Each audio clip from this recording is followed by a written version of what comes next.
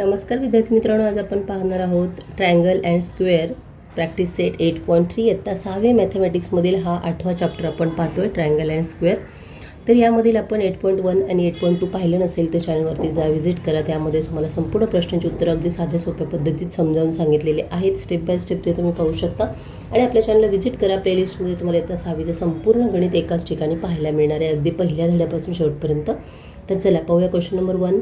यामध्ये तुम्हाला आपण काय दिलेले पाहूया. Observe the square x Y Z W. बरोबर आहे, हा एक्स आहे, हा वाय आहे, x Y Z W and the answer the following question. तुम्हाला एक काम करायचं आहे. पहा, स्क्वेअरमध्ये आपण ट्रायंगलचा अभ्यास ऑलरेडी झालेला आहे. आता आपण इथं स्क्वेअर सुरू केलं 8.3 पासून पुढे. तर यामध्ये ना तुम्हाला ही आकृती तुम्ही पाहून घ्या नजरेमध्ये, कारण ही मी पेननी काढली, तुम्हाला क्लिअर दिसावी यासाठी. खरं तर पेन्सिलने काढतात. एक्स वाय झेड आणि डब्ल्यू अशा प्रकारचे 4 कॉर्नर आहेत. प्रत्येक कॉर्नर हा स्क्वेअरमध्ये असतो किंवा वेगवेगळ्या ह्याच्यामध्ये असतो. प्रत्येकाचे माप वेगवेगळे आहेत. इथे खरं तर स्क्वेअर असेल परफेक्ट तर 90 डिग्री असतो, परंतु हे जे आहे त्याच्या चारही कोणाच्या मापांची बेरीज किती असते, 360 डिग्री. बरोबर आहे. चारही अँगल जे असतात, 4 अँगल, त्या चारही अँगलची बेरीज जर केली आपण, म्हणजेच angle x plus angle Y plus angle Z plus angle W, तर इज इक्वल टू 360 डिग्री असं येतं. लक्षात घ्या. बरोबर आहे. हे तुम्हाला समजलं.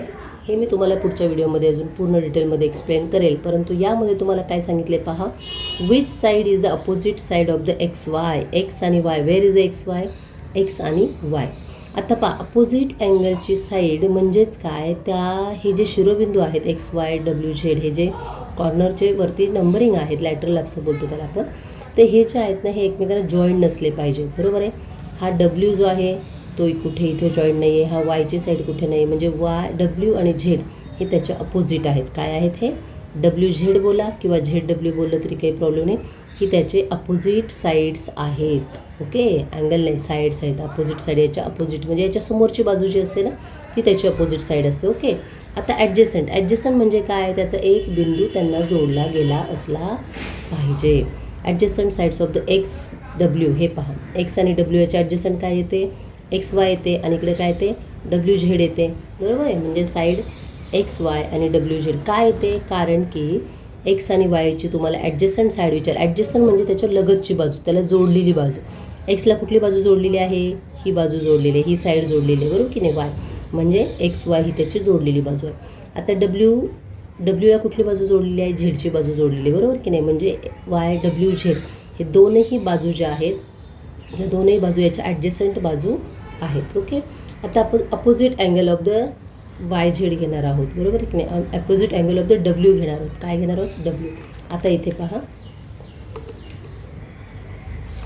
अपोजिट म्हणजे त्याच्या समोरचा विरोधी कोण, अपोजिट कोण. बरोबर आहे. डब्ल्यूचा अपोजिट काय येणार आहे, वाय येणार आहे.